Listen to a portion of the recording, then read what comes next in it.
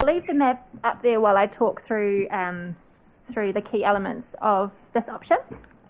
So we're looking obviously at something similar to our current representation arrangements. So there are 4 wards, Otaki, Waikanae, Paraparaumu and Paikakariki Raumati as one ward. This ward we'd be looking at an overlay of 4 community boards, and there are 2 different ways, 2 different options that we've worked up for those 4 community boards. Again, this option has 10 councillors plus the mayor. A mixed model with 5 ward councillors, including 2 in Paraparaumu and 5 district-wide councillors, so an equal number of either each. Distinct from the small wards option, this option isn't compliant with the fair representation rule. It's similar to the numbers for the status quo. Otaki is slightly overrepresented at minus 12%, and Waikanae is is actually quite significantly underrepresented at 24.78%. Again, if you went with this model, communities of interest comes first, and if you feel that that this is the option that best reflects our communities of interest, you can adopt this, and noting the reasons for departing from the fair representation rule. In terms of the boundaries, as with the small wards option, we've moved the boundary for the boundary that the current boundary splits Paul Faith Lane, Pukinamu Road and Durham Road. So the new boundary on the adjusted status quo model is just south of Te Hapua Road, as per the initial proposal model that you adopted earlier in the process. In terms of the Paraparaumu Raumati boundary, this moves up to the corner of Wharemaku Road and Marine Parade, again as per the initial proposal. So moving on to the community board options for this model. So the first map presents an option with the Paraparaumu Raumati Community Board with a subdivision. So in terms of numbers, so again we have to comply with the fair representation review for the subdivision. So the Paraparaumu, there'd be a total of 6 elected community board members and 2 appointed ward councillors. For Paraparaumu, there could be 4 elected members. For Raumati, there could be 2. And then with 2 appointed ward councillors, there's a total of 8 for this community board. There would also be separate community boards for Otaki, Waikanae and Paikakariki on this model. Hang on, I can just want Sarah to finish. Yep. And then we'll get to the questions. Yep. Hang on. Do you want me to finish going through the next option or just this version? Finish this adjusted status quo. Cool. So this is the other option for the adjusted status quo. And this should be more familiar from the session earlier in the week.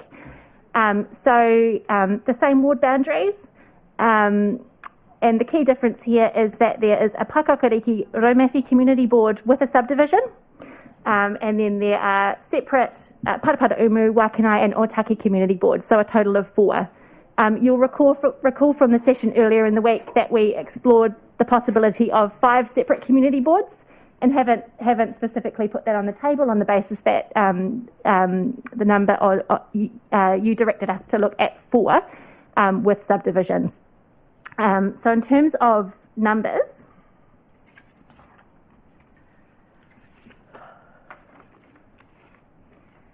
so here we're looking at 6 elected community board members, and 1 appointed ward councillor. For Paikakariki, based on the population of 1,850, there would be 1 community board member, and for Raumati, there would be 5 community board members, and with the appointed ward councillor, a total of 7. So that is that option. I think I've covered off.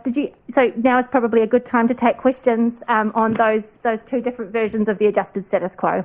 Right, I'm going by what I've got up here. Councillor Coates.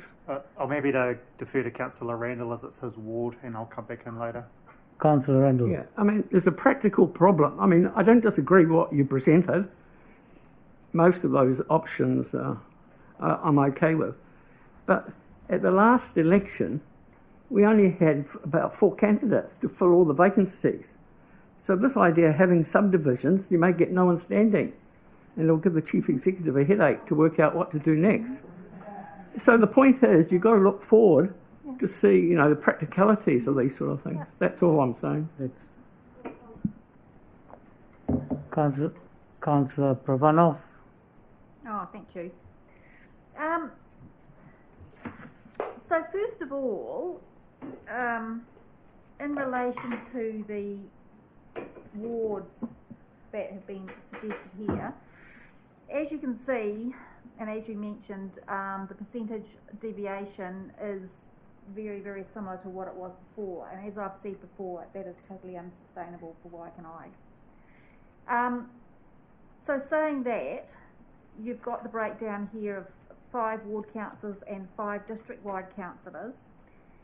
Have you actually adjusted the number of district-wide councillors to increase the Waikanae ward to 2 to see how that would work? Have you actually, played with those numbers to see?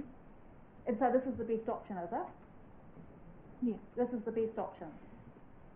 This is the best option for the adjusted status quo, with a mixed model of 5 and 5. Yeah, but I suppose when I started looking at this, I started off looking at a range of district-wide and ward councillors, and that's why I ended up with all ward councillors, because there was no option that provided a fairly even deviation from the numbers with any district-wide councillors. And so that's where I landed where I was. I didn't deliberately aim to go down the all-ward councillor option.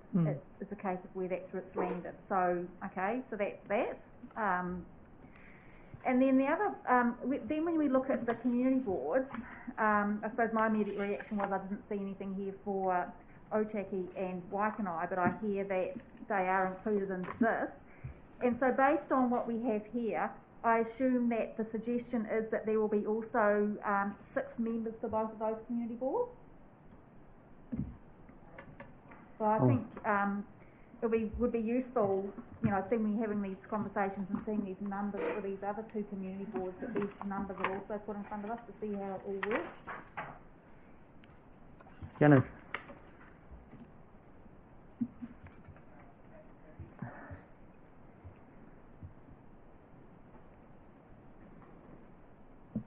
So the numbers are relevant to the subdivisions because they are the number of members that you have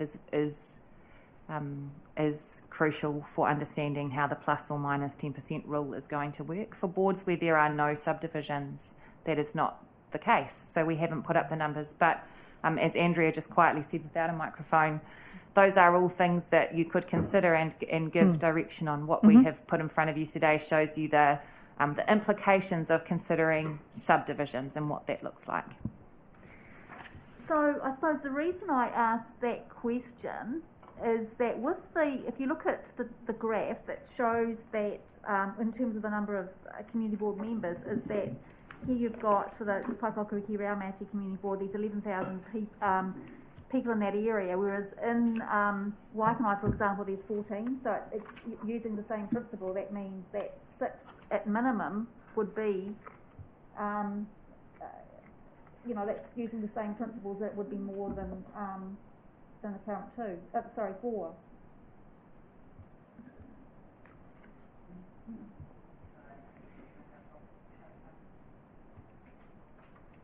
As I said, those are all considerations that you could make. We haven't run the calculations for anything other than the subdivisions because the plus or minus 10% rule doesn't apply unless you are looking at a subdivision. So certainly once you have started to form a view on what type of community board approach and ward approach you would like. One of the conversations that you will need to have is the size of the community boards, and also whether or not ward councillors are appointed back to community boards. But conscious that Sarah or even Dale may have some views they want to chip in here at this point.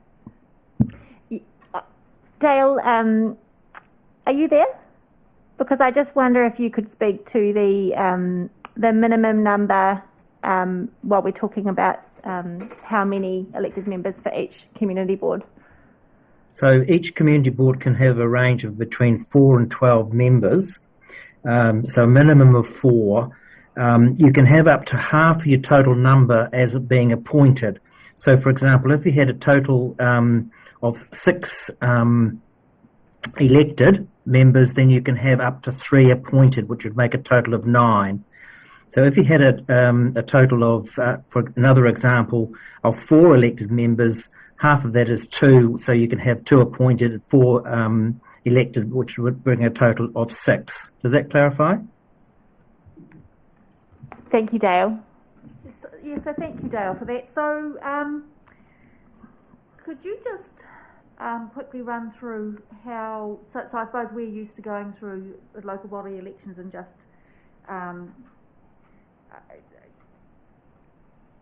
working on the results that are provided in terms of the people that are elected. So I'd be interested to know how these other people are appointed. Plus also too, if they are appointed, are they remunerated are they remunerated out of the same pot as what other community board members are as well? Sorry, if I could just clarify, those that are appointed must be councillors from the ward in which the community board is situated. Okay, sorry. Not anyone. Yep, sorry. Yeah. Yes, okay, that's good clarification. Thank you. Right. Very quickly, we need to get on. So obviously, with the 5-1 ratio between Brown Matthews and Kāpiti, I'm just wondering whether that, people who live in that area feel that there is a reasonable representation of whether this will be heard with those numbers that are being provided there. Yep. No, I don't think, can we all agree that No. Yeah, so that's why I asked. Yeah. Right. Look, That's why I asked that moving question. along. The next, I've got Councillor Halliday here. Okay. Just bear with me for a second here. So under what's been proposed here, I've got Ramati with 18,000 people would need 7 community board members, just altogether. And Parapara Umu with 21,000 people in its part would have 4. So we need to have 11 community board members, when at the last election we got 4 put their hand up and they all got the role. Because Paikokariki's out of this equation as such.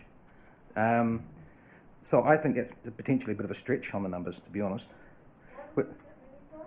Sorry? What page are you referring to? I'm not, actually, I'm just referring to the numbers, the amount of people and that are required, because to me these, well, okay, my first thing would be, does everyone agree that Paikokiriki needs to have its own community board? Because, right, okay, so then that negates this, because all of a sudden, this is now not applicable, because we've taken that option off the table, if that makes sense. So if we take that option off the table, that leaves us dealing with Parapara Umu, Ramati and Ramati South, and what we're going to do with them. Okay, what's a little bit confusing here is it says Ramati twice instead of saying Ramati and Ramati South, and that sort of stuff. So if we were to take Paikokiriki out of the equation, then the option, as far as I can see, is we either keep the status quo with a Parapara Umu Ramati Community Board and potentially increase its membership by 2 and have a subdivision where 2 of them come from maybe Parapara Umu Beach, 2 come from Parapara Umu Township and 2 come from Ramati as such. Or you're just looking at a new community board for Ramati. Wait, what are you referring to? Oh, it's not on here because this is now from a community board's position, if you take Paikokariki as a standalone, then none of this stacks up. You can't do any of this. I think we've already said the Paikakiriki Raumati one is a 5-1 ratio. So if we do that, then we need to have a solution Yeah. for the other one, which this won't supply, because if you take Paikokariki out of the equation, it distorts everything. No. Hang on. Sarah, can you respond? Eh? Angela. Yeah, Yes. So there are two options. So if we were to take the option with the subdivided subdivided Paikokariki Raumati community board off the table, Yep. and if we're also to say that we don't want 5 community boards, or that you don't want 5 community, because that's not on the table, but that was some direction that you gave earlier in the week, then the remaining option is for 4 community boards. So the adjusted status quo, 4 community boards, 1 community board for Paikokariki, that's a separate community board, 1 community board for Parapara Umu Raumati. That can either be a separate community board that combines those 2 communities of interest, or can have a subdivision. And if there is a subdivision, Parapara Umu could have 4 elected members, and Raumati could have 2 elected members. What about Raumati South?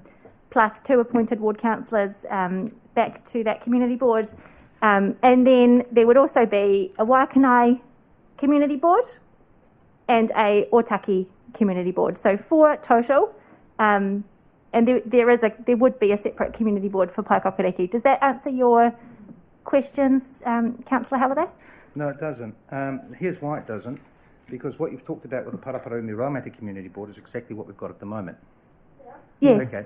So what? Subdivision. No, it's not, because you've got 2 extra members that Yeah. are going to Yeah. be With from the subdivision. Yes. Yeah. will be representing Yeah. Raumati. They won't be from Paraparam trying to represent Raumati.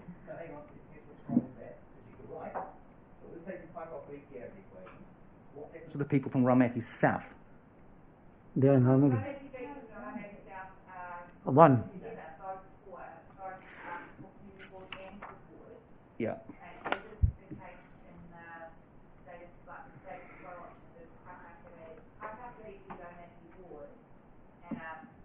Umu Raumati Community Board. So there is no distinction between Raumati Beach and Raumati South in those options. We haven't made that distinction in any of these, not even in the small wards option. Raumati is Raumati in that too.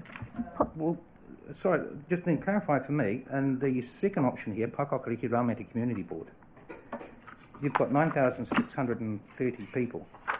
Is that a combination of Raumati and Raumati South? Raumati in its entirety. So when we talk about Raumati, we're talking about all of Raumati, and often when we're talking about subsections of Raumati here in our council world, we would talk about the difference between Raumati Beach and Raumati South, for example, but Raumati is all of Raumati in this Right, one. I think we need to move along. Have you got any other questions? I just, okay.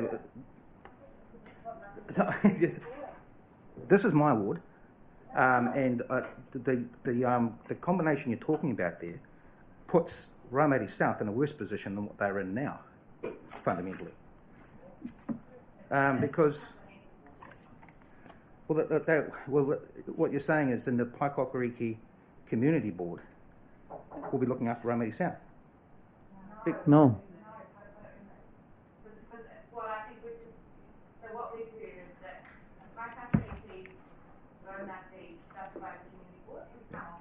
Right, okay. If you're looking at an adjusted status quo option, Councillor, there are 2 potential options. The one that we've put on the table in front of you today, which is to retain the Parapara Umu Raumati Community Board, but to make it a subdivided community board so that there are dedicated positions for Raumati. Or you could choose in this option to retain the status quo, which is a combined Parapara Umu Raumati Community Board without subdivisions. What about Raumati Community Board? You could also choose to add a separate Raumati Community Board. So there's 3 options on the table for you. Yeah. So for both the small wards option and the adjusted status quo, there's an option to have 5. You could have 5 community boards, and so no subdivisions, but following the same lines that are proposed on the maps that you have. That's something to think about in terms of whether 5 community boards is something that you want. In terms, there are different considerations at play for that one, but that is something that is an option and that you can see from the maps. Right, I really need to move along. Councillor Coates. A totally different topic than the one that we've just been having, so if you want me to park it, I can. And I've raised this in the briefings. I appreciate this is live streamed. One of the options that we're considering today is the status quo, or a modified status quo. And I appreciate that Dale's online as well. All the way along, as I asked in the briefing, elected members have been told that the status quo was not an option. So could we, I guess for the avoidance of doubt, help clarify that? And I hope, like heck, we do so in the council report, so that people understand how councillors have spent all this time. The community have put in 530 odd submissions, only to go back to the status quo, and how we justify that, which is ultimately where the answer comes from in terms of going to the local government commission. So it would be helpful to have a response to that. Yeah. Oh yeah.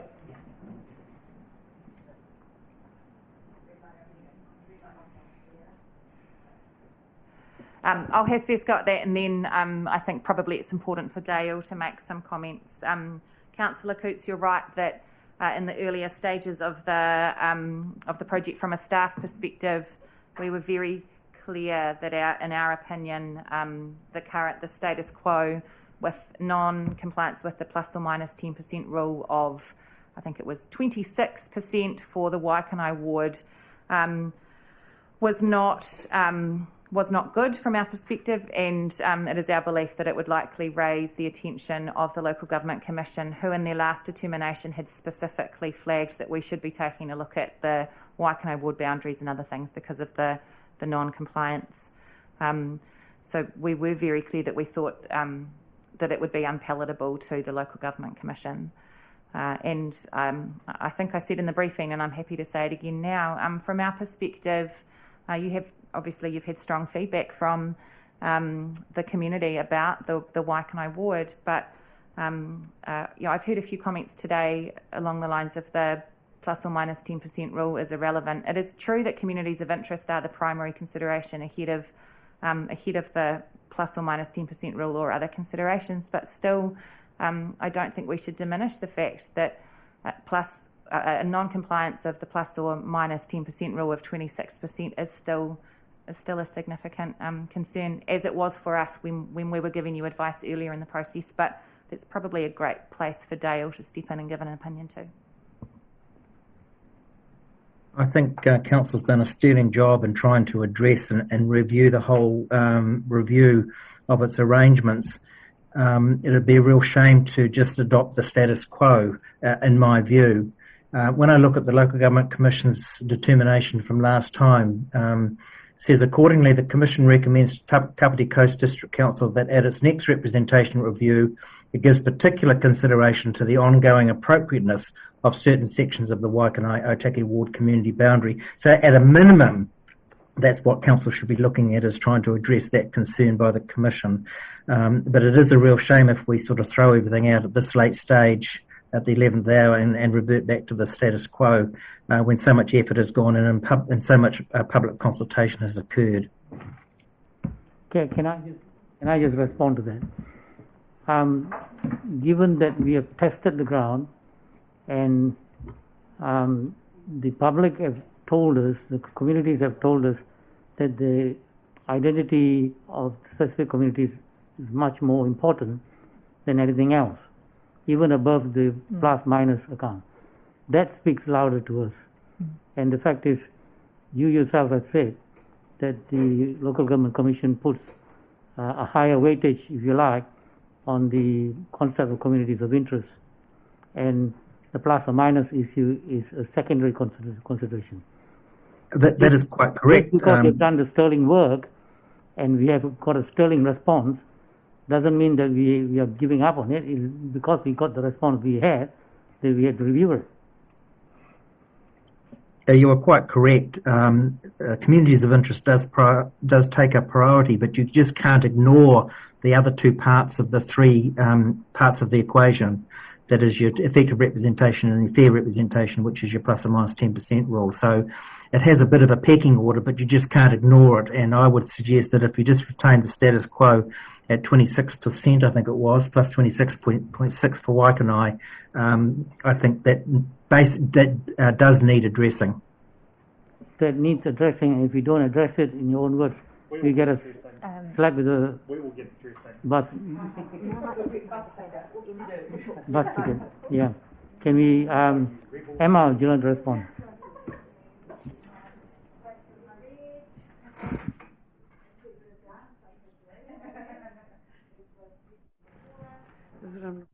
Here we go.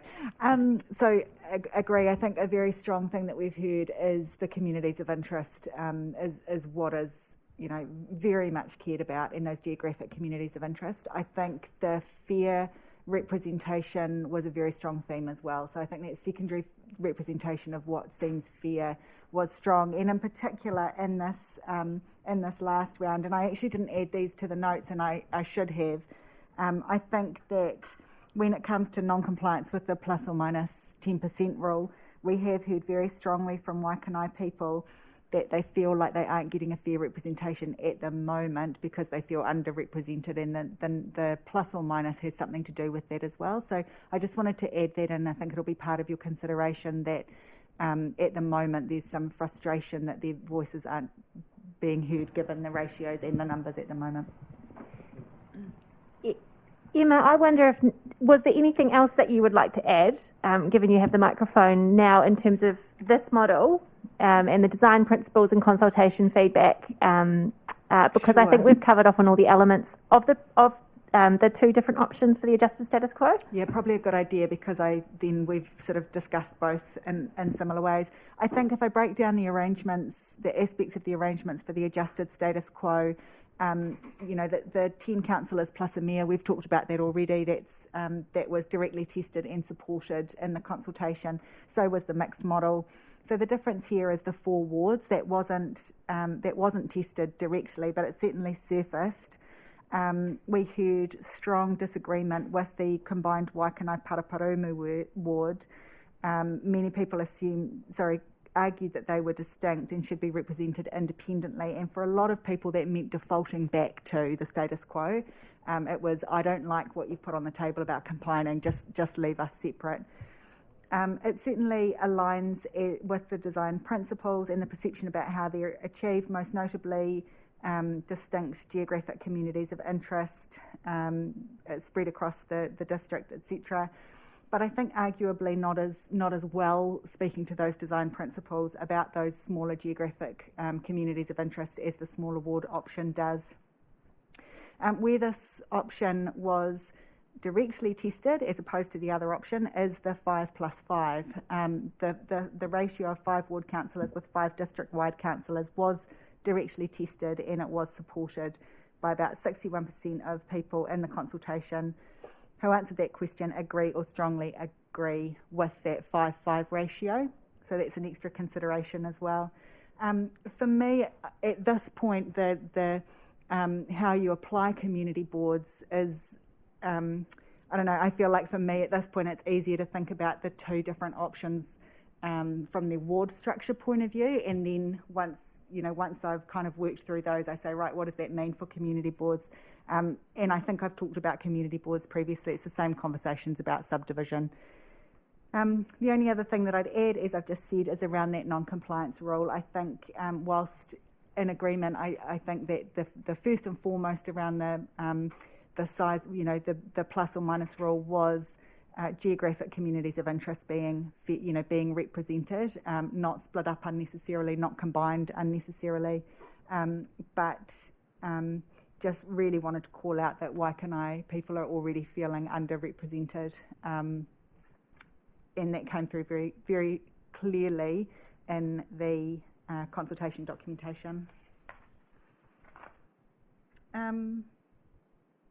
On the final page of those, the handout that I provided, I've just put a couple of other notes in there. One's about naming, one's about that overarching theme of that I think we sometimes default to calling the status quo, but I caution against that. I think we should sort of say that people question the need for the change and the value for the change that was put forward in the initial proposal. And I've also noted 3 overarching themes that seem particularly relevant coming out of the consultation, that were particularly relevant to the 2 options that you've got on the table. So just draw your attention to those as well on the last page.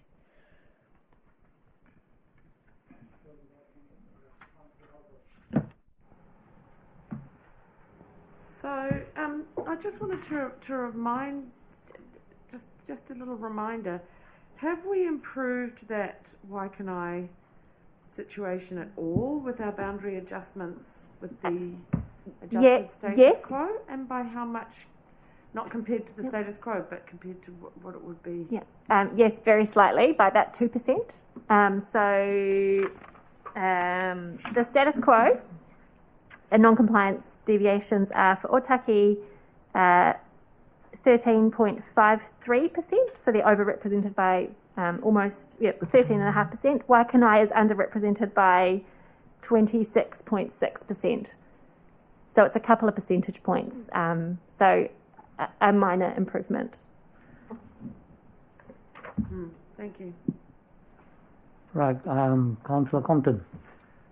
Thank you. Through the Mayor, I think it's just worth pointing out the previous, I was just looking at the Local Government Commission's determination from last time, where to do the previous one arrangements from 2010, that underrepresentation for Waikanae was 8.63%. Then in 2015 it was 20.42%, and then in this adjusted status quo it would be 24.78%. So it's not quite exponential COVID growth, but it's you could see the Local Government Commission looking at that and saying, oh, it's trending in the wrong direction, and they might put our proposal into lockdown if we persist with that sort of trajectory, I suspect.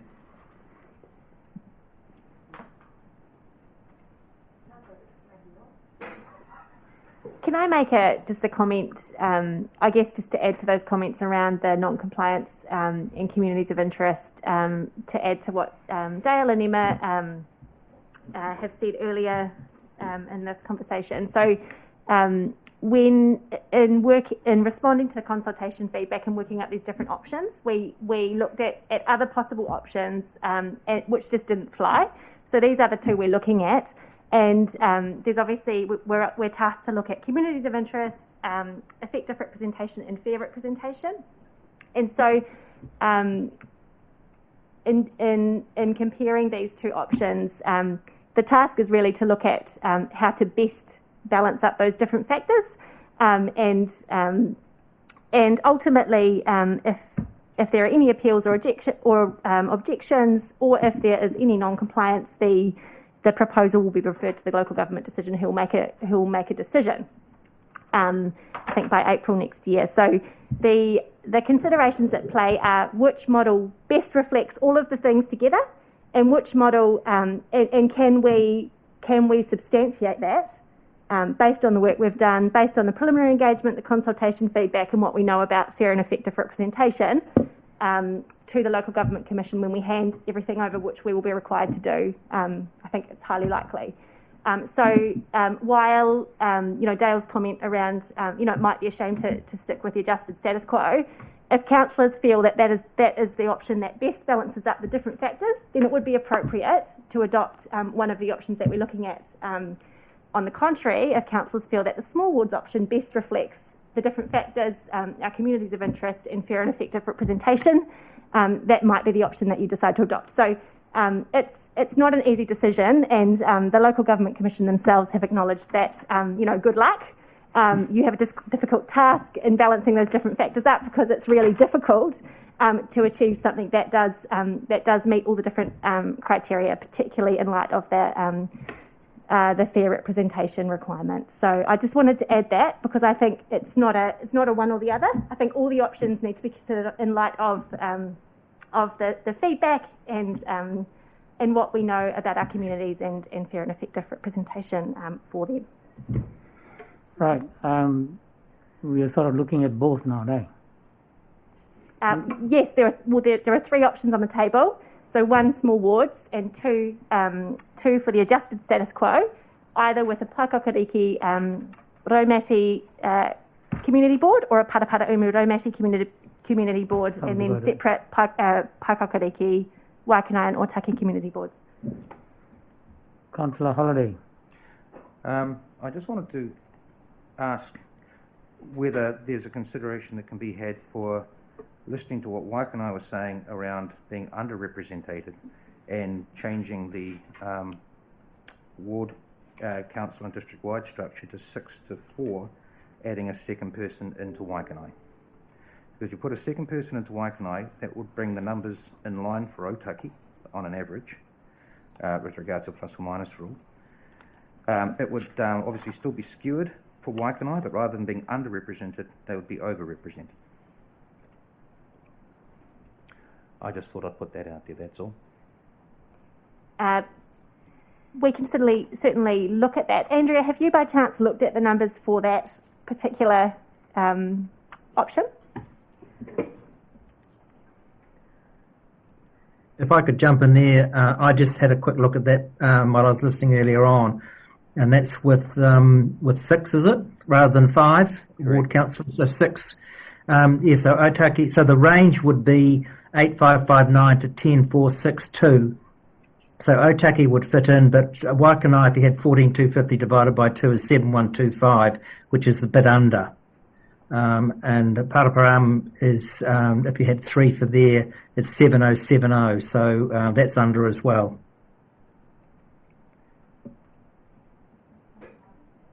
Does that help? Dale, can you just elaborate on whether they're overrepresented or underrepresented?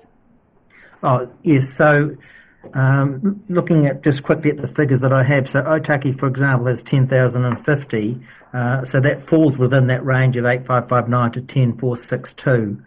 Waikanae was my figures of 14,250 divided by 2 councillors there would be 7125, so that would be outside the range of 8559 as the minimum. So that would be underrepresented, is that right? No. Or overrepresented, yeah, that's right. Paraparaumu would have 3, would be 7070, so that would be I just have 2. over, yeah. 7070, yeah. Dale, what are the percentages for each? Oh, I haven't had a chance to do that. I just did it very quickly, did the calculations, yeah. Just clarify, that's still with 10 councillors in total, plus a mayor. Yes, but it will be 6 and 4. That's right, 6 and 4. Yeah. Yeah, because I had the percentage at around 29 for Waikanae, and overrepresented. Because that would be your... If I may, Mr. Mayor, I mean, essentially, if you look at your small wards, you don't have to have all those small wards. You could combine the 2 Waikanae together and the 2 Paraparaumu together, and thus more or less keep the same 4 wards that you've got, but you have to have 7 elected out of the wards to make the percentages work. So essentially that table of the small wards does give you what works from a percentage perspective. Whether you go for small wards or combine them together and just retain more or less the same 4 that you've got now. So if you think about it like that, if you want to fit the plus or minus 10%, you're going to need to change the ratio quite materially from 5.5 to 7.3 in my view. 7.3? Oh, is that to make Waikanae work, is it? Yep. And where would the extra person be? You've got 2 so it would be the small wards just added together. So the 2 you'd have 2 Waikanae councillors, you'd have 3 from Paraparaumu, you'd have 1 from Paekakariki Raumati, and you'd have 1 from Ōtaki. And just barely, Ōtaki just barely, using these boundaries, not the current boundaries, just barely Ōtaki would sit inside the 10%. The others would be comfortably inside. Yes, it will change. But we're not allowed to future is that true? Is that worth maybe, it? I just, maybe we can I don't know if that's worth a discussion at all. Pardon? maybe we can move to some direction and then go back and debate some of the elements. Yeah. That would be when you're comfortable that questions are finished. That would be the next step. Yep. So, okay, Everyone's yabbling. have we had a chance to ask all the questions we needed before we go and crunch it to the decision? What questions? Who's got? Councillor Prabhanov? Thank you, Mr. Mayor. Thank you, everyone who's contributed to this. So I suppose, you know, the smaller ward option to me is, so we've got two options on the table, or, you know, large and small. I think that the small ward option one is better than the other one. I actually can see I can see what the CE is suggesting in terms of combining those two. But my concern, I suppose, with this one here is the way that the community boards could fall, and my concern is that Te Horo could quite likely be left without any voice, particularly if you have a community board of 2 and 2, and given the disparity in population. So if this one is going to be looked at further, I think, you know, I'd like to have another conversation with about that there. When it comes to the large, I suppose similar to the status quo, I am very concerned about the underrepresentation in Waikanae, and we've obviously heard that through the feedback, and so I think, you know, as I've demonstrated and as Martin has demonstrated, you can actually change the ratio of councillors, ward councillors to district-wide councillors to provide a bit more equity in those systems, or those two processes. I actually believe we've got to a situation today, if we cannot make a decision, we need to go away and have another think about this. And I know that we're short on time. We're not making a decision. This isn't a really important decision, and so I don't think we can be jammed into a corner. We're not making a decision, we're just giving a straw indication. So, Can I speak to that? Any further if we can't get clear direction from you today, it'll be staff that will be jammed into a corner in terms of our ability to deliver a report for you in time for you to make your decision to comply with the legislation. I appreciate that we are doing this stage of the process under immense time pressure. It is supremely unhelpful that there is a legislative requirement to complete this within 6 weeks of the close of your submission, but that unfortunately does exist. So I appreciate what you're saying, Councillor, that there are things bubbling up out of the conversation today that you would like to have more time to chew over. I cannot find any more time for you to chew that over. We need a clear steer today. And come back in an hour and sit out and get on with the something like, because I think this is really important for our ratepayer. Councillor McCann.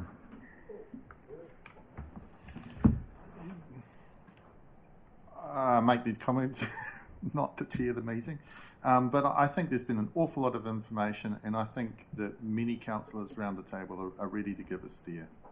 My honest opinion. Yep. Councillor Randall. Yeah.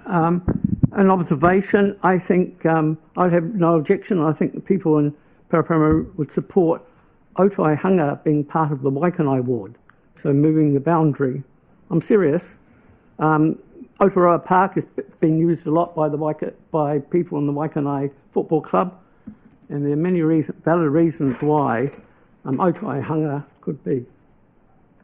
In the Otai Hanga Road? Yeah.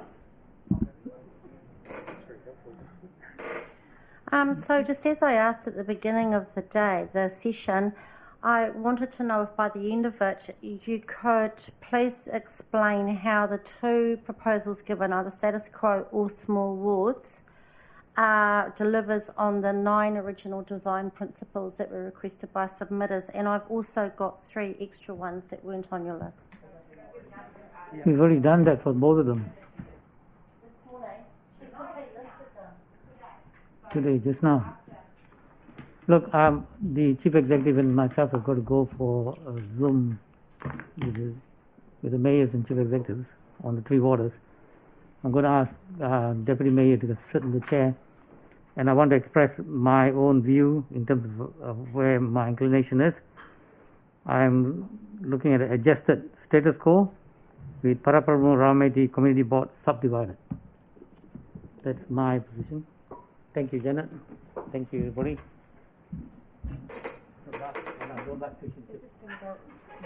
Me neither. We can get curry.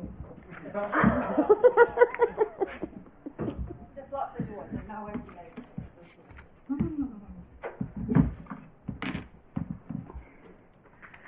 I suggest what we do now is take the information that we've got and the options that are in front of us, or the ones that have been suggested, and I would include the chief executive's option in that. Can we just test if there might already be appetite for...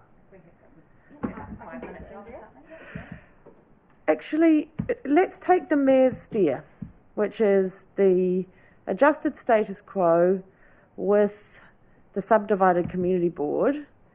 How many people around the table at the moment are feeling like that's the direction that they would like to go in?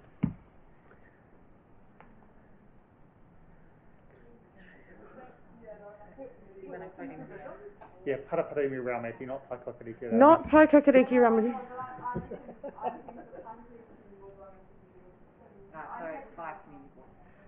Okay, let's test that. Can we just clarify with that? Happy to test it and not trying to run the meeting, but I think what wasn't clarified was what does it mean by adding another community board? So just straight away for an example, with a subdivided community board, you would probably keep the same grants. I don't know how that would be managed. With a completely new community board, I imagine you would have a new grant pool and you would have additional and all of that. So we'd have to work through all of that, but those would be supplementary or secondary considerations to what you are considering here today, which is what representation arrangements would offer the best representation based on what you've learnt through this process. So there definitely would be all of those implications that you've talked about, but yep.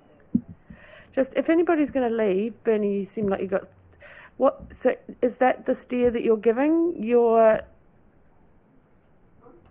Is that the steer that you're giving? Status quo with a subdivided community board? Is that what you're? But you know, whether you get people standing. Yeah, that was my worry about it. This is the problem. So, in your mind, Bernie, just because you're leaving, would you prefer the status quo with the 4 community boards as they stand? Yeah, is that right? No. Don't confuse it, please, Sophie. Sorry. Would you prefer it the status quo with the Waikanae Community Board, the Paraparaumu Raumati Community Board, the Otaki Community Board, and the Paikākariki Community Board, just the way it is now? That was the feeling of a lot of the submissions, the status quo, right? So yep. Expressing the majority of the submissions, I don't know if it's a majority, you have to ask Emma, but a large number of the submitters were in favour of a status quo, so that would answer that question. I do think that Waikanae should have 2 councillors, but that's a different issue. But, yeah. Okay. So I'll take that down.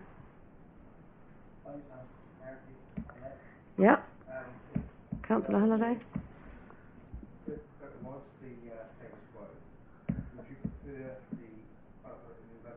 Raumati Community Board to be subdivided? In other words, have specific people coming from a specific area? Or I think he understands. Bernie, you understand that option, don't you? And what he expressed about that, Martin, was that we'd be requiring 6 people to be elected when we struggle to even hit 4 at the moment. Oh, sorry. Yeah, I heard Bernie say that earlier, and it was a good point that he made, I think. So, I think another decision that we probably need to come to is whether we support having 5 community boards, having this extra community board for Raumati, with the uncertainty that brings and whatever. No. Can we just establish that? If we just keep all chipping in, then we're not going to get there. On the Raumati community board. Yeah. So that's a completely community Yes. board. It's not a subdivided community board where you've got 2 members from Raumati and 4 from Paraparaumu. Yeah, so what I'm testing is what Sophie just suggested, which is that we set up a 5th community board for Raumati. So to clarify, you would have a community board for, hang on a minute, for Paikakariki, Raumati, Paraparaumu, Waikanae and Otaki. We would end up with 5 community boards, 4 additional community board members. Jocelyn, do you have a question about that? A question rather than... So I just want to be very clear when you talk about the status quo, it's talking about community boards, not actually the wards. At the moment, I'm dividing it up into different questions so Okay, we can fine. start to put an option together. Okay, thank you. Okay, so all I'm asking at the moment is how many people support 5 community boards?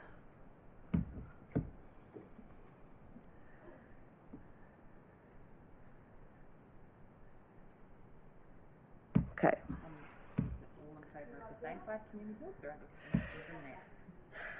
So, of those who just put up their hand, if we had the option of a subdivided community board, would that be preferable?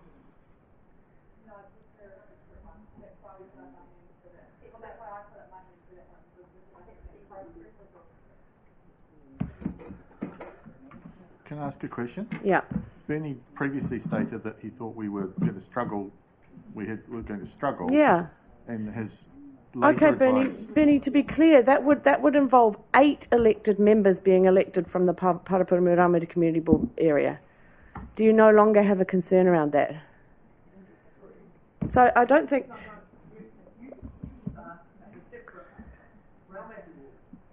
Board.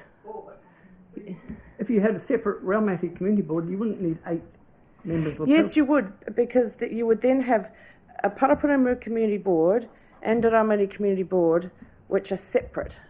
Yeah, that's okay. So you'd need 8 people to be elected, whereas you previously You said... mean a total of 8? Yeah. Oh, okay. Well, it's up to the Raumati people. I think we would easily fulfil that for Paraparaumu. Wouldn't it be a problem?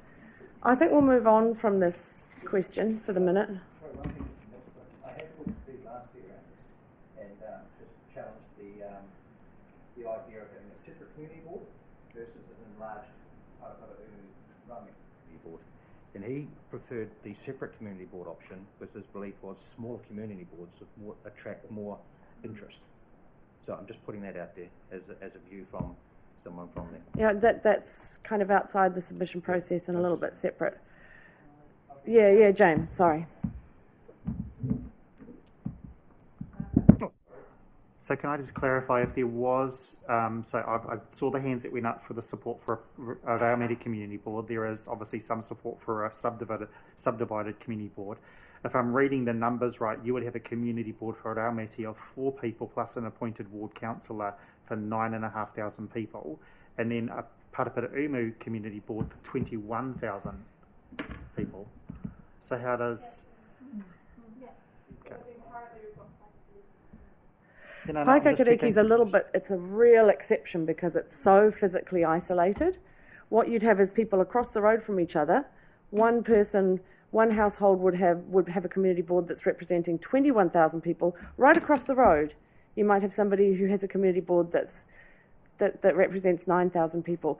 I don't think we've had time to think around the equity around that as of yet. Yeah, sure. I think there's also potentially a communities, in terms of thinking about communities of interest there, if I think back to what we heard from Emma out of the first stage of engagement and research, I think the similarities between communities of interest possibly starts to come into play there. Paikakariki, as Councillor Holbrook has just outlined, is quite a distinct community, distinct from other communities. Emma, am I right in thinking that you don't see that same distinction between, well, you didn't see, in terms of the feedback that you had in that first stage, that same distinction between Raumati and Paraparaumu as you would between Paikakariki and other communities of interest? Correct. The level of distinction was certainly more with Otaki and Paikakariki. So if the option or the idea of a Raumati Community Board went forward and you had two ward councillors for Parapara Umu and a ward councillor for Paikākariki Raumati, if the council in the, I think that direction that it was going before was a adjusted status quo as opposed to small wards, and how would you appoint a ward councillor back to Raumati? Would the Paikākariki Raumati Community Board member, councillor, be on both boards? I think Dale or somebody will chip in if I've got this wrong, but you can choose to appoint any councillor back to a community board. It doesn't just need to be a ward councillor. So that is where your district-wide councillors potentially come into play, unless someone wants to tell me that's wrong. No. Sorry, it must be a ward councillor that's appointed to your community board. Thought I was so clever. Thank you, Dale. So yeah, you could. That is where So would you then look at possibly appointing one of the ward councillors from Parapara Umu back to the Raumati Community Board as an option? Yeah.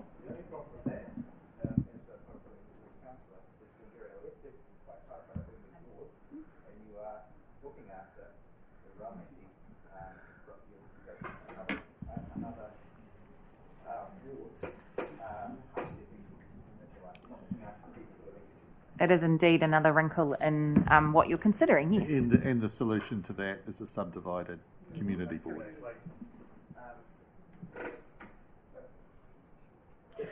So what I think part of the reason we're having a problem around this today is that we had a briefing on Tuesday where we came up with some proposed models for the staff to bring back to us, and a separate community board for Raumati actually wasn't amongst them.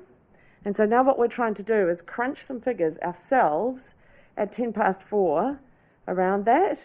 Really, we needed to know about this to discuss it properly. We needed to know that it had to be an option on Tuesday, so that we could have it in represented in our tables. Because James has brought up some really, really significant issues with this, and it hasn't been worked through properly. And we haven't got a big majority, we haven't got a clear majority around the table. So we haven't got an overwhelming number of councillors wanting to support it. So I don't know what, I'm happy to take some direction from my fellow councillors about how to move forward. Yes, Gwen? Oh, yeah. I was just going to say, while I would prefer to have a separate Raumati Community Board, I could live with a subdivision. Okay. How many, based on the very clever quick number crunching that's been done by Councillor Coots here, how many people who were previously gunning for a separate community board for Raumati would now be able to live with a subdivided community board, based on the complications that we've heard? Yeah, no, everybody who's happy with this, that's just... I think we're starting to get there. We're kind of, because it needs to, we've heard about the difficulties in our district about coming up with a model that suits everybody.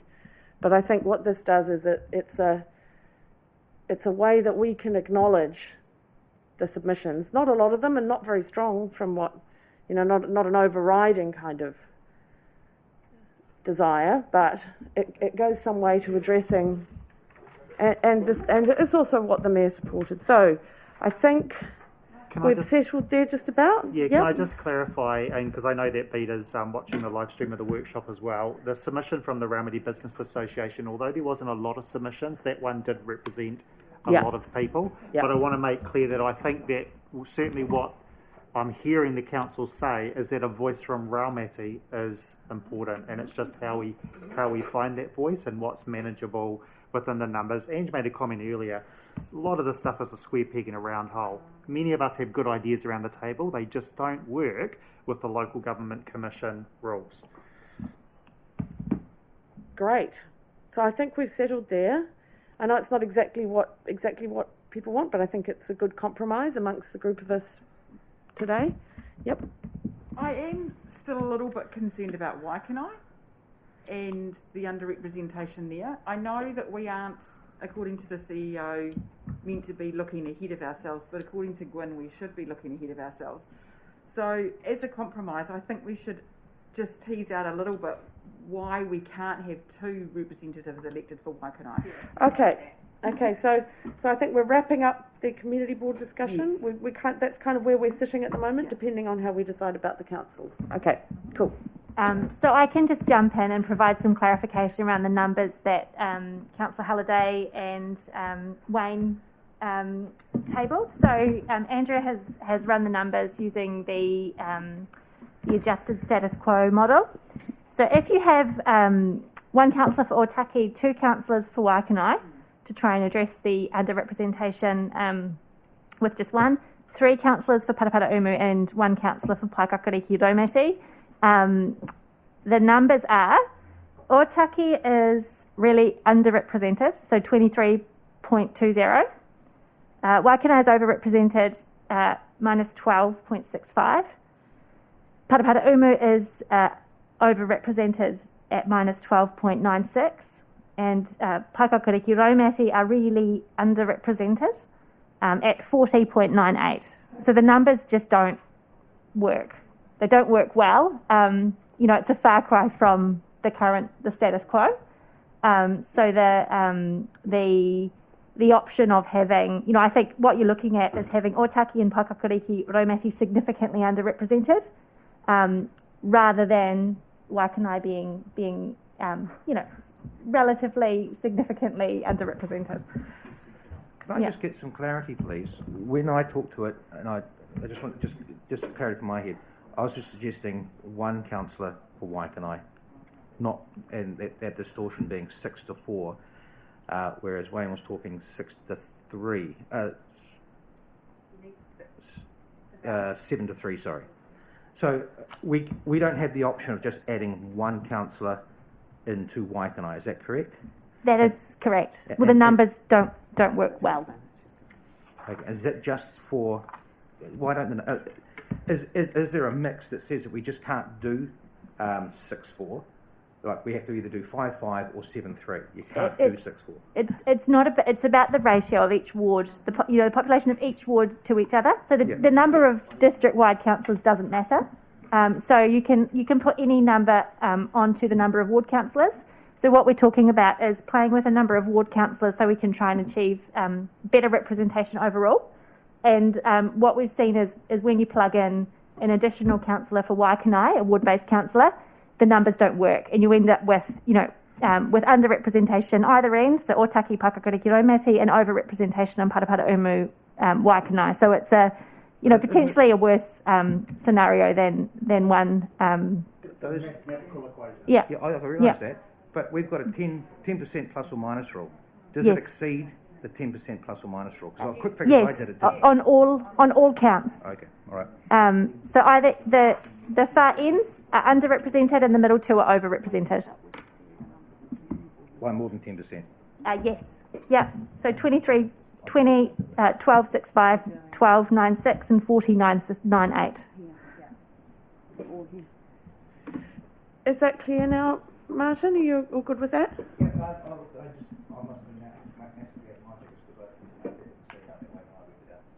I'm struggling with my maths over here too, so you're not the only one. And I think our chief executive thought the figures were slightly different to what we've just heard as well, potentially. So I had a little bit of a kind of thought about this, and I'd be interested to hear what Dale thinks in particular. So in my mind, we've tried to address our representation problem, and we've gone out all guns blazing, explaining it as best we can, and what's come back is we still can't kind of make it fit. So I was wondering about if we went back with the adjusted status quo, which is a couple of % better than it was, which is something, then if the local government commission came back, what would they come back with? An alternative model, or can you suggest something else? And then can we go back with this small wards option at that point and say, well, this is something else we cooked up, how's this? as a kind of plan B? Yeah, I think your summary is quite fair insofar as, we've done a thorough job and we've actually sought the public's view and we've got good feedback from the submissions. Looking at the Local Government Commission's comments or recommendations from the last review, they really were concerned about the Waikanae Otaki boundary as splitting communities. So I think if we can correct the splitting of the communities and there is a consequential increase or decrease outside that plus or minus 10%, I think that would probably be more palatable by the Commission because we've actually addressed their criticism, which wasn't so much about the percentage but about splitting communities. So I think that would tick that box. Thank you for that. So we're now moving to this Waikanae representation problem. The small wards, who's first on the list? Jocelyn. Actually Small not. wards as opposed to bigger ones. We're at now. James then. Oh, look, my comment was just back to the last. I'm happy to move on, but it was a question for Dale, just around. Yeah, go ahead. So, Dale, you've heard the discussion. Let's just say we make a decision. Well, we obviously will have to make a decision. It goes to the Commission. There is an appeal from someone in Raumati. I'm not saying who. No, there's an appeal in Raumati that there should have been a Raumati Community Board. I take it that the Commission will have to consider that. Yes, I mean, if we're outside the plus or minus 10%, it goes to the Commission anyway. And we just need, if we're changing from the initial proposal to the final proposal, then it's open for everyone to object. We're going to get at least one objection anyway, or an appeal from an existing submitter. So it will all go off to the Commission. They will look at the whole package. So they will look at our pre-engagement, they will look at the debates that Council have had, the material permitted, the options that were looked at, the submissions received, the debate that was had, and what fell out of that on the final proposal. They will then, digest all of that, and then they're likely to call a hearing with those objectors or appellants, and then they will consider, as I said, all that material, including any hearing that they may have, and then just draw their own conclusion.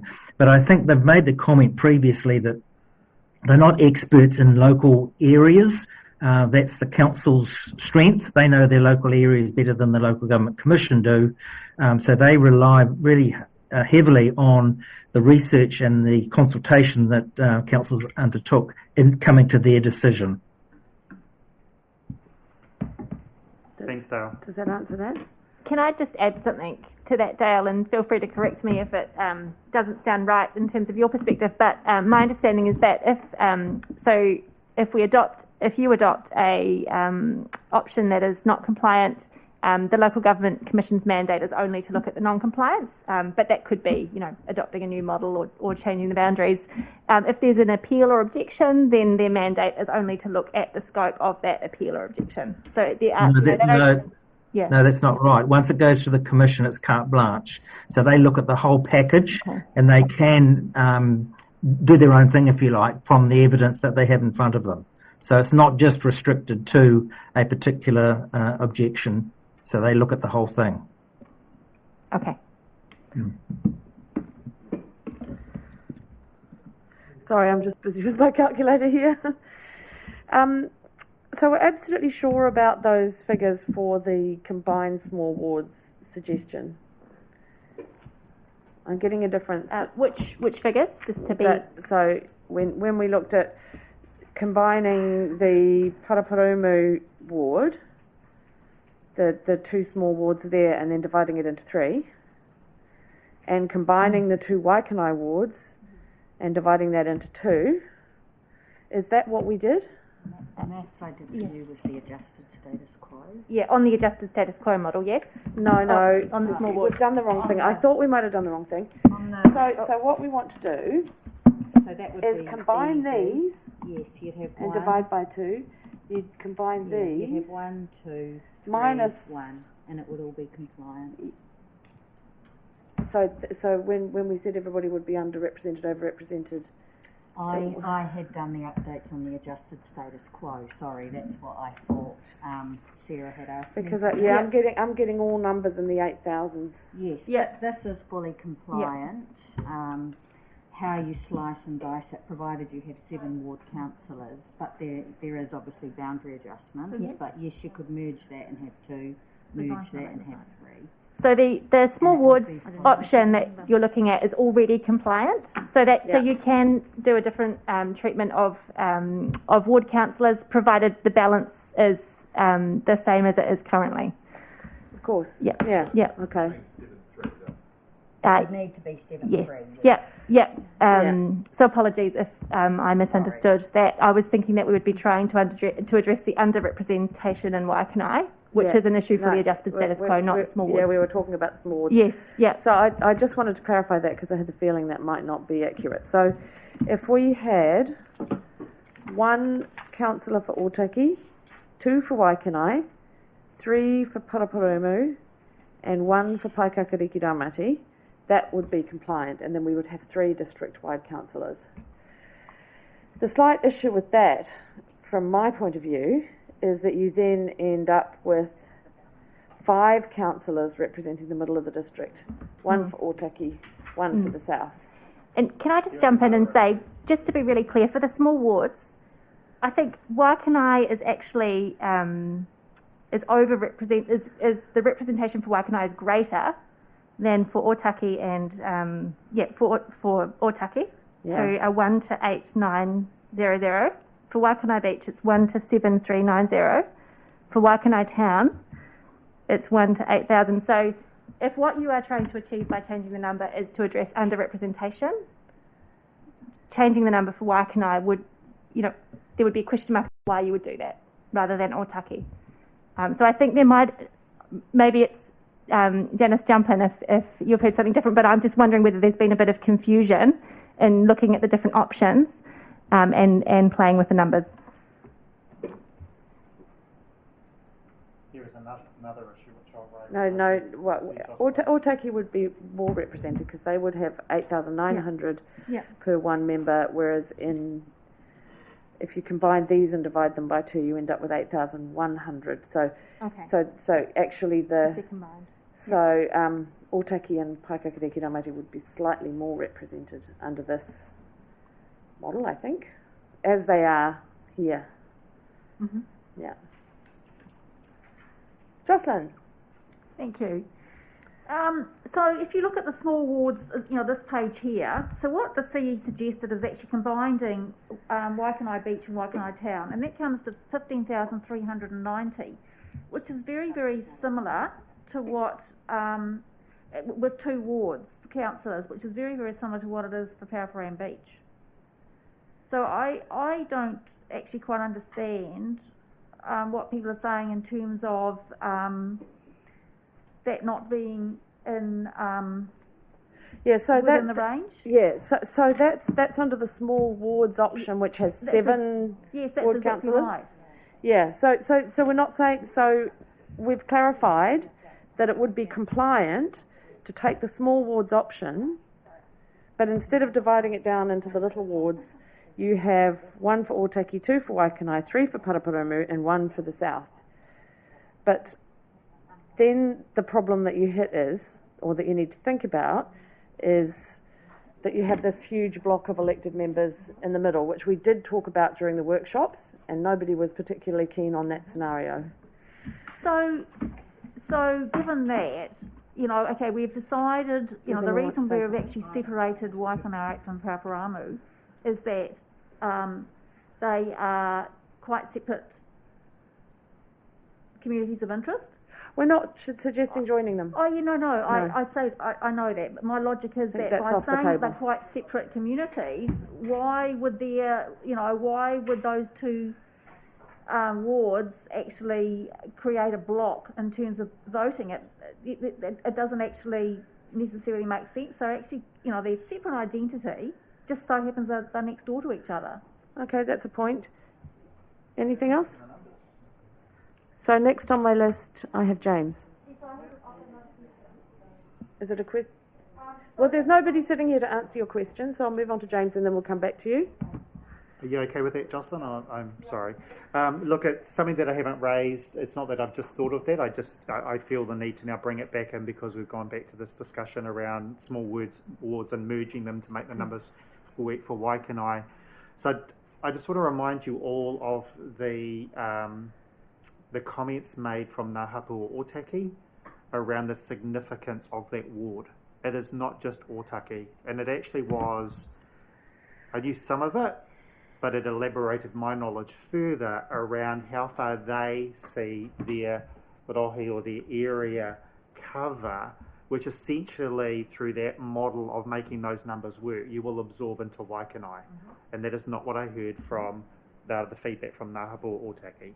So on that basis, even though aspects of the small ward model appeal to me, and for someone that lives at Te Horo Beach, I couldn't support it because it's in conflict with one of our iwi partners and the views that they shared through the hearings. Sure, thanks, James. We've got Rob next, and then I'll come back to you. Oh, Jocelyn? Okay, come back to you. Okay, Rob? And then I'll come back to you, Jocelyn. I was actually, I just wanted to elaborate on your point, which Jocelyn disagreed with, about the representation in the centre would be really... Carry on, Rob. Sorry. Box on. Yeah, I thought that was a really valid point, that there would be quite a considerable block, and I think that they do identify quite closely with some of their needs and aspirations, whereas when we look at Ōtaki and Paikakariki, that is quite separate. I do have a significant concern. I also just want to remind the councillors that when we work through options and disregard things, when we try and throw new things in the mix at the really last minute, there can be unintended consequences which we haven't had time to deal with, which is really, really poor decision making. Thanks, Rob. No, we've had quite a lot of discussion. So Janice has something to say about the balance. I hope I get this right. But in terms of the balance of the centre versus the outside, it doesn't really matter whether you have whether you combine the two Waikanae wards and the two Parapara Umu wards or not. The balance is still more weighted towards the centre, because with two Waikanae wards and two Parapara Umu wards, you still have 4 in the centre versus 2 at either end. Yes, they're from different wards, but it's still the same weighting within the centre. It's just put together differently depending on whether you combine the wards or not. So does that make sense? It's getting very late in the day. Yeah, it does. But we're gonna go around the table and see what we think in just a minute. Jocelyn? So earlier on we were discussing about numbers and changing the number of ward councillors and district-wide councillors, and the deviations that were created from those. And in terms of what I sent around on Tuesday, with 2 Ōtaki, 3 Waikanae, 3 Paraparam Raumati and 2 Paikakariki for ward councillors, basically that's way within the deviations. Ōtaki was just basically on about 6. Waikanae is a bit over 8, or depending on the boundaries between late 7s to 8s, and this area here is 2 to 3. So those two they're actually all underrepresented, whereas Paikakariki would be overrepresented. So those deviations fit well within that 10% plus or minus. Can I respond to that? I think that was a statement. We're now kind of in debate rather than questions. Gwyn?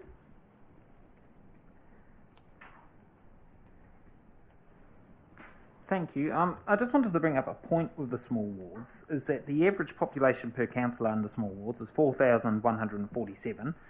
Under the adjusted status quo, it's 11,420. So you've got about 3,200 fewer people for each councillor to spread themselves across. And I think we have to acknowledge the fact, I've just gone back and looked at the 2009 Local Government Commission determination, where Waikanae back then was underrepresented by 9.24%. So we're sort of in a situation where Waikanae has been underrepresented for well over a decade. Sorry, that's going back to the 2007 election that setup was there. So in terms of concerns about them suddenly being overrepresented, in some respects, we do have some sort of lost ground to make up there because they haven't necessarily been, it's actually a worsening situation they've been in. And under the small ward model, you would have fewer residents per councillor, so arguably better representation. You'd have councillors closer to their communities, so able to advocate better on their behalf. Just a thought to kick in there. Thanks, Gwen. Anybody else?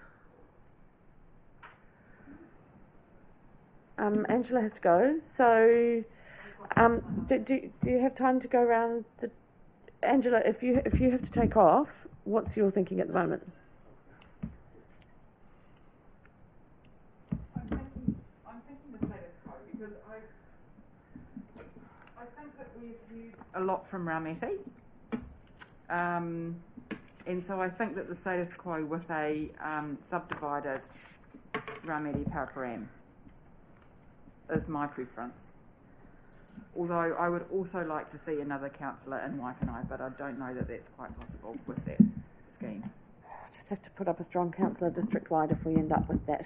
Yeah, that's true. Yeah. I had Jackie next, and then Bernie, unless you've got to... Yeah, just run saying that away, I've Bernie? just asked staff for a You all right? Can you wait a Foskey's minute? email address so that I can just get some clarification from him on a point that he made a bit earlier, but I haven't received the email address yet, so... Okay, can Because we're Jackie- busy, but sure. Bernie? Who? The two ward councillors for Waikanae and 3 for Paraparam and 2 for... Anyway, that ratio that you just mentioned, the suggestion that came up of getting the district white and 3 district white councillors. So that's my preference. So are you suggesting the merged small wards or the tiny little wards What you just separately? earlier, What I've been talking about. What that hasn't been properly modelled for us. whatever So- someone just talked about. What Angela just talked about? No, no, it's the staff talked about it. Okay, so... Anyway, look, so it'd be 1 for Otaki. Oh, this is what I picked up. If the staff can clarify it. 1 from Otaki, 2 from Waikanae, 3 from Paraparam Raumati, 2 from Paikakariki. No, there wouldn't be 2 from Paikakariki. Sorry, 1. So I whatever don't, it was, I don't, and then 3 district yeah, wide. I don't think that model's been properly worked through yet. So what I'm going to do, I think what we need to do kind of today is decide between the small wards, which has the adjusted boundary, which is, I've heard is unacceptable to Ngā Hapu o Otaki, or the status quo with 5 and 5. And I'm just going to get a feel for what people think. So far, Bernie, you previously said you supported that status quo. Yeah. Angela I still supports. do. I Angela haven't changed my mind. That's an option that I would support. Yeah, so I also support it. The reason I support it is because, as Rob said, merging them has, we haven't worked that up properly, we haven't discussed it properly. It's introducing new information at the last minute. And the small wards, I worry about getting great candidates from all of those different areas come election time, just the practicalities around that. So for that reason, I'm supporting the status quo and those extra and the subdivision of the community board. James?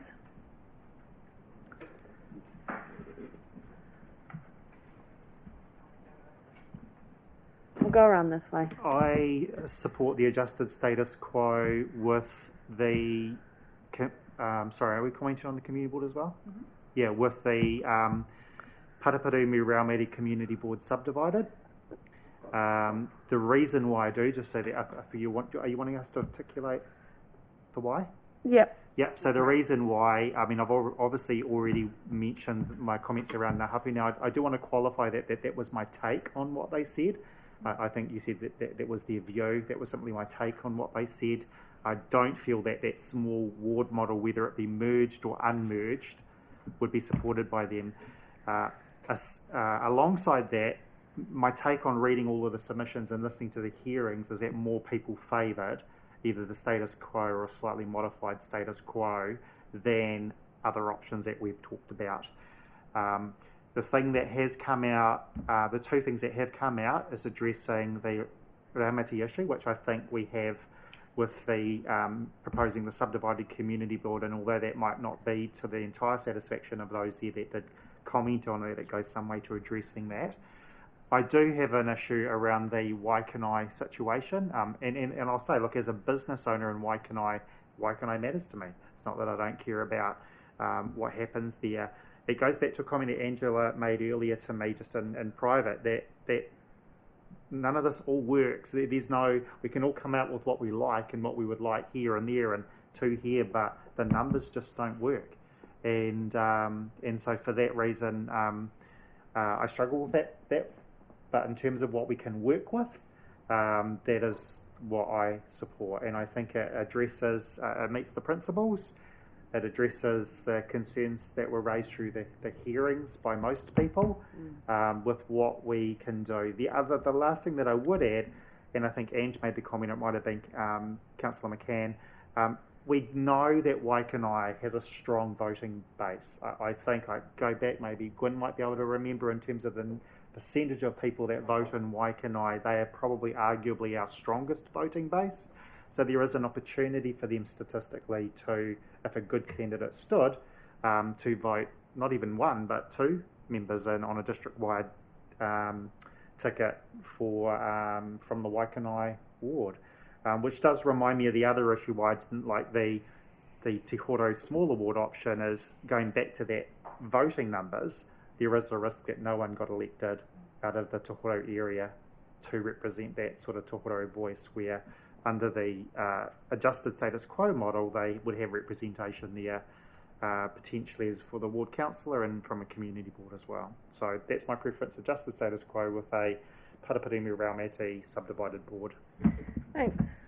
Gwyn, did you have anything to add to what you said before?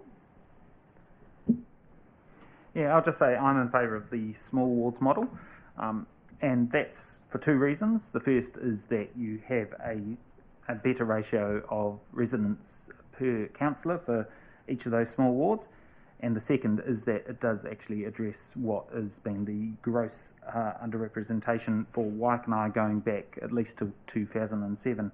And we hear constantly around this table from Waikanae that they feel underrepresented here. As James says, they are a significant voting base. You know, it's a choice everyone makes in terms of how much they want to engage with local government elections, and there's systemic problems that go much more wider than just Waikanae or Taki or those sorts of things. And I think that the small wards model is the best way to finally start to address that, especially when you think about, because we have to consider future generations and the impacts change is going to have, because this has to last the next 6 years unless we do revisit it in the next triennium. And we have to think about the changes that will happen when the expressway opens in terms of how people move about and interact in that area between Waikanae, actually it is from Waikanae up to Otaki in terms of how the expressway will change that. If you want to access it, you've got to go through Waikanae Beach and Peka to get to Peka, more likely than going through Waikanae Town for Te Horo. Likewise, if you're coming from the south, that's how you'll start to access those for the increasing number of commuters that we're seeing moving into the district. So I think small wards is the best way forward. We've still got 3 district-wides to provide a bit of a broader perspective in there, but that's my preference. And in terms of the community boards, like I said earlier, I prefer a separate one for Raumati, but I could live with a subdivided Paraparaumu Raumati one. Thanks, Gwen. Martin.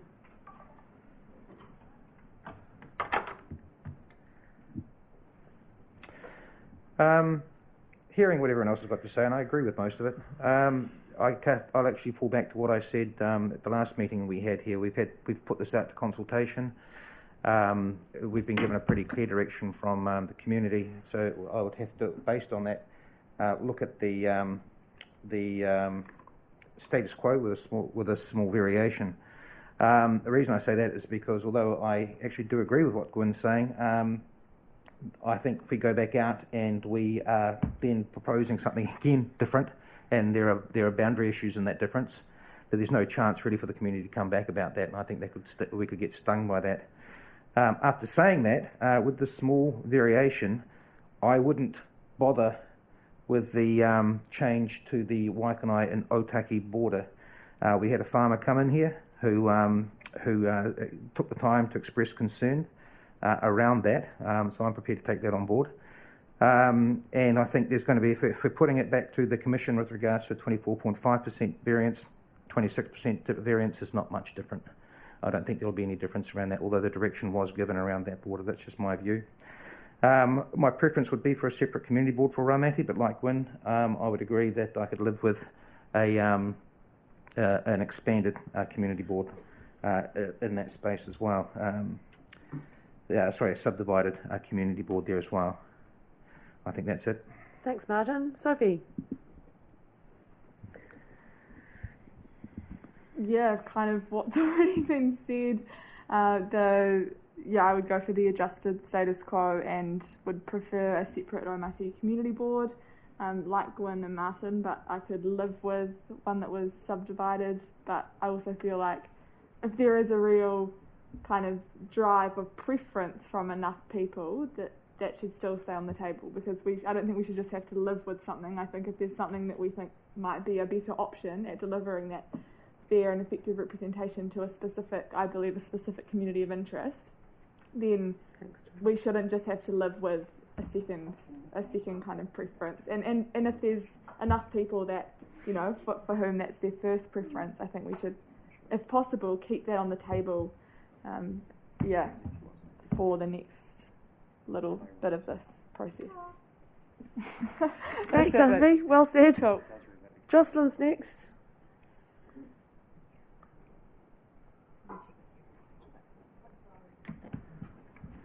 Okay, thank you, everyone. So I suppose, this is, we've got to after hearing our feedback, and so I suppose, the feedback is that Waikanae wanted to have a separate ward, and that community boards were going to stay in place. As the Waikanae Ward Counsellor, I'm sitting in the hot seat in terms of being in a position of where the Waikanae is totally underrepresented. We've heard in the feedback that Waikanae acknowledge that, and they actually want a surety in knowing that they are going to be well represented, rather than leaving it to the lap of the gods what would occur under a district-wide model that includes district-wide councillors. So I also take the point that Gwyn made in terms of the ratios between residents and councillors is still very high, but it is actually less with the small wards option. So so this is the small wards option is the one that I'm going to go for. I just wanted to make comment about James's comment about iwi representation. So I suppose the current boundary for Waikanae is above where it's further north from where the iwi is, and it's my understanding that when the boundary was moved forward, that was not an issue. So certainly I'd be interested to hear what they're saying, but previously it hasn't been an issue. So based on that, so I suppose when it comes to the Raumati Community Board, I probably would prefer for a separate one, if that was a part of the small wards model. But I think given as long as they get some representation, I think that would be a good starting point. So anyway, I'm going for the small wards option. Thank you. Thanks. Jackie? There We were asked today to consider the best option in light of all the learnings that we've made in this process. As my preferred option, which directly addressed and provides for all the concerns raised in submissions, did not even make it to today's deliberation. I have to go with my second best option. And just to confirm that Dale of Soski has replied to my email saying that according to section 19F3B of the Local Electoral Act, if a council is divided into wards, the appointed members must be councillors, representing the ward in which the community is situated. However, with an at-large model, it is entirely possible for all councillors to work in all community boards, and the plus minus 10% rule doesn't apply. So it's a real shame that that wasn't looked at. The at-large option is not new to Kāpiti. In fact, it has so much merit for Kāpiti that in 2009 representational review, it was put forward and only defeated by a casting vote of the mayor. So in the absence of my preferred option, I prefer to change as little as possible in this haste that we're required to make decisions on today, and I put forward status quo. Thanks, Jackie. You're welcome. Rob? What's your EPO? Sorry, I might have missed it. Oh, community boards. Yeah. Subdivided? As I said, as little changes as possible, but yes, of course, I'd like Raumati to get a community board as well, whatever they can get, yeah. Go for it. That's been...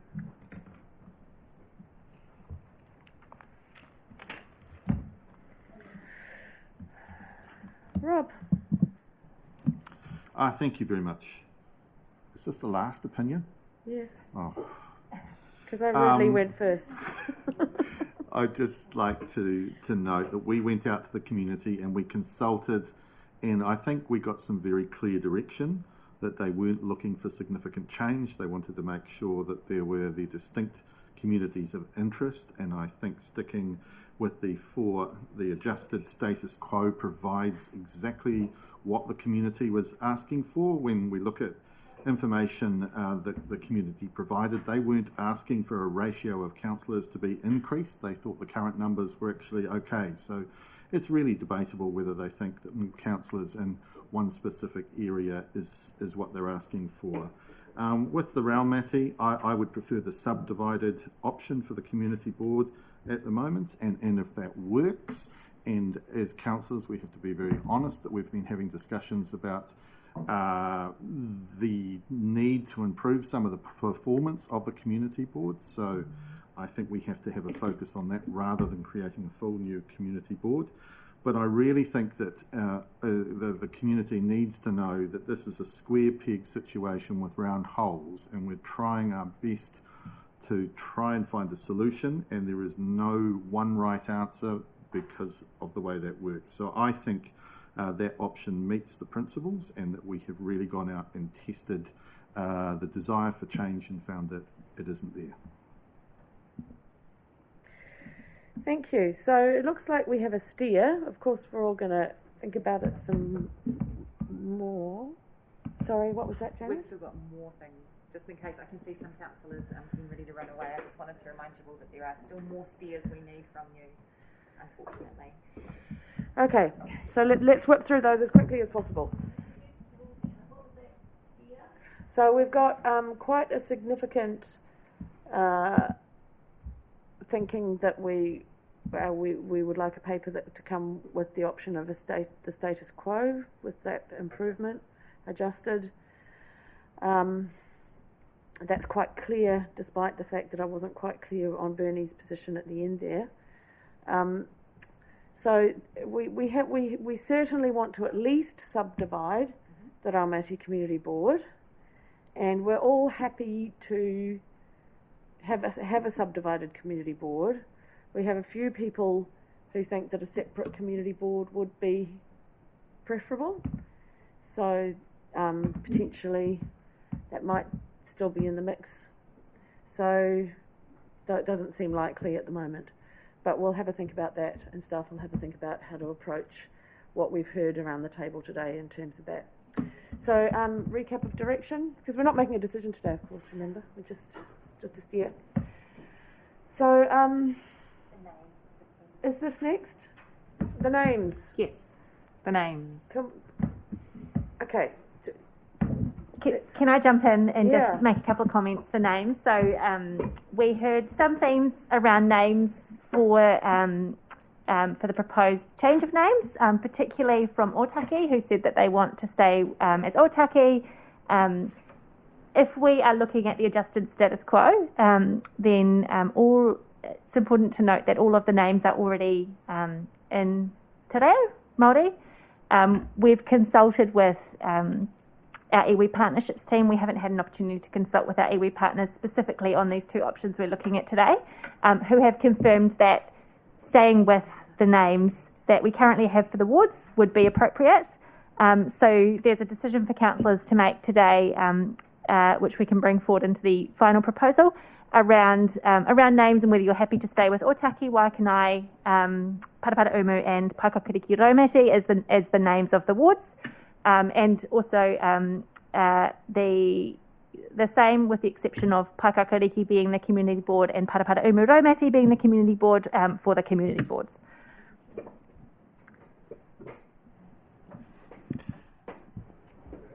Look, I think we can do this pretty quickly because we've got a pretty clear steer from our community that we don't want the names changed. I would suggest that we should have some coaching in how to pronounce our beautiful names maybe. But aside from that, is there anybody who wants to change the names of any of these wards? Okay, moving on. Very good. Can I just chip in here? I think the only remaining thing to clarify is whether or not you want to continue as part of the status quo and having ward councillors appointed back to community boards. That's not a requirement, that's a decision you make. Dale, can I just ask, does that decision have to be made now, or can that be made as part of the governance structure that is set at the start of the triennium? No, it must be made now as part of the representation review. Very good, Well, thank you. So to clarify, it must be made at the council meeting when the paper comes to the table. yes, by now we mean now rather than next year. Yeah. Yeah.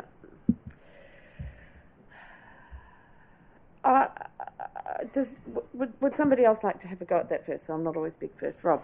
I'd very much like to see ward councillors appointed back. I think we've recognised that there is a lot of work that needs to take place to make sure all the community boards can function at the same high level all of the time.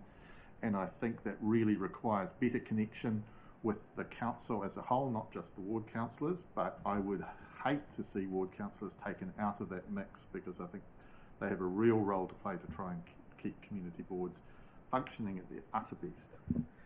I agree. I have a question that I thought of while Rob was saying that. The ward councillors used to have extra remuneration in recognition of the fact that there was quite a lot of extra work going along with being on community boards and that extra delegation. Is that something that could be reintroduced next October or not? Speaking as a district-wide councillor, just to clarify. Anybody know? I don't know that it is. Well, we'd need to go. I'm not familiar with how we used to do things here, so we need to go and have a look at it. That's one side. Does anybody not want to have ward councillors appointed back to the community boards?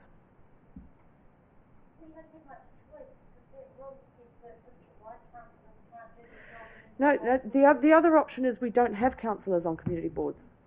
It's not a given.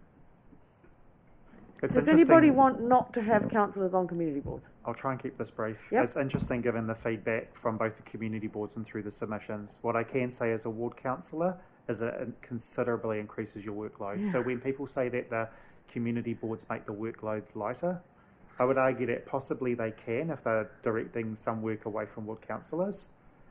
But I could demonstrate how it also increases the workload, not just of mine, but of other ward councillors.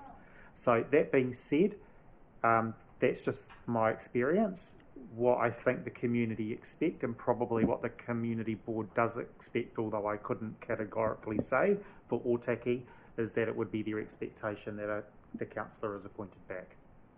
So that's not my view. I think that's the view that I've heard through, or the expectation that I would imagine is from my community and it certainly mimics the feedback from the submissions around not changing things.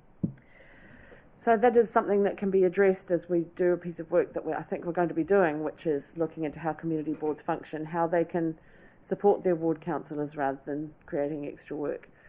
So, Gwen?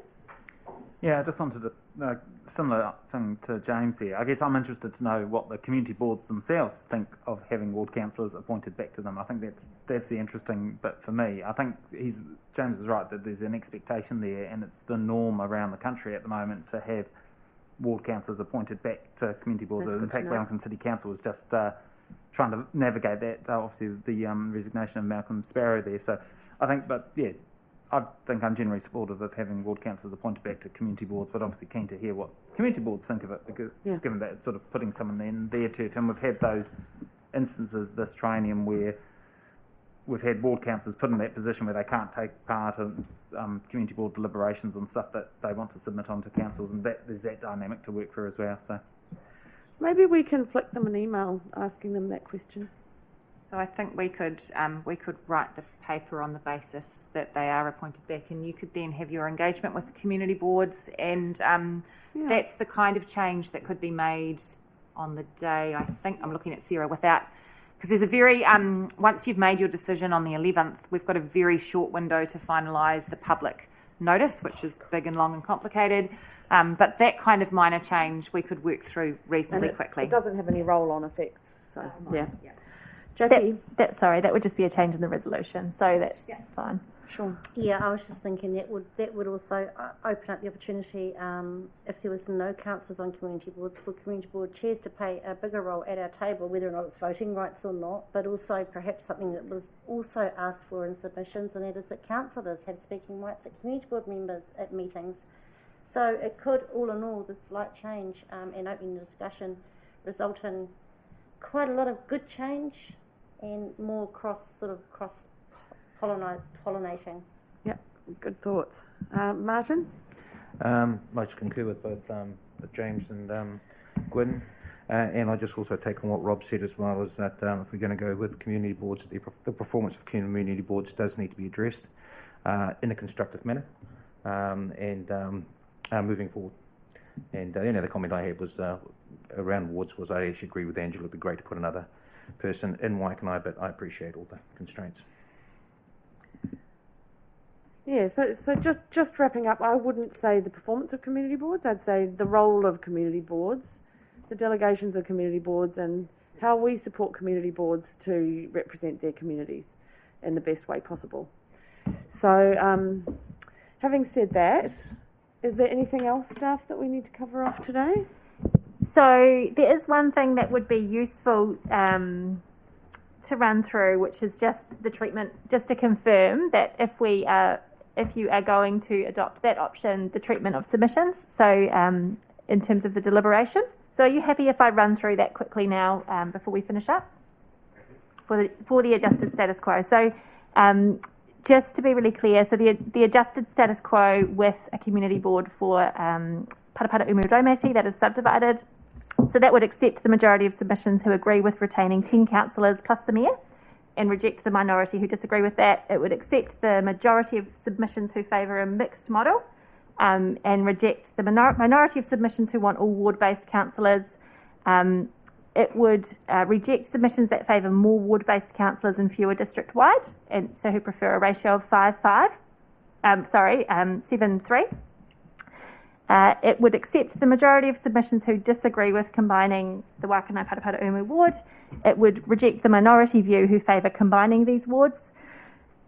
It accepts the majority of submissions who disagree with removing community boards, and would reject the minority submissions who agree with removing community boards. It accepts the majority of submissions who disagree with boundaries that combine the Waikanae Parapara Umu ward, and rejects the minority who agree with combining these wards. And it would reject submissions that request Te Horo be in Waikanae, if there are indeed any to that effect. In terms of community boards, it would partially accept submissions that want Raumati representation at a community board level, through a subdivided Parapara Umu Raumati community board, or if that was a separate community board, it would accept those submissions that want a separate community board. So that's the treatment of the consultation feedback. Just important for us to run through that now. That'll all be outlined in the final proposal paper that you receive in a couple of weeks. It sounds like we're really taking on board what the community has said. I think we might have listened. God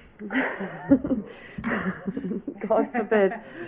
Look, I just a few quick thank yous, because I know we're all itching to get away. Thank you to staff, Andrea for driving this, and the staff we have up here at the table.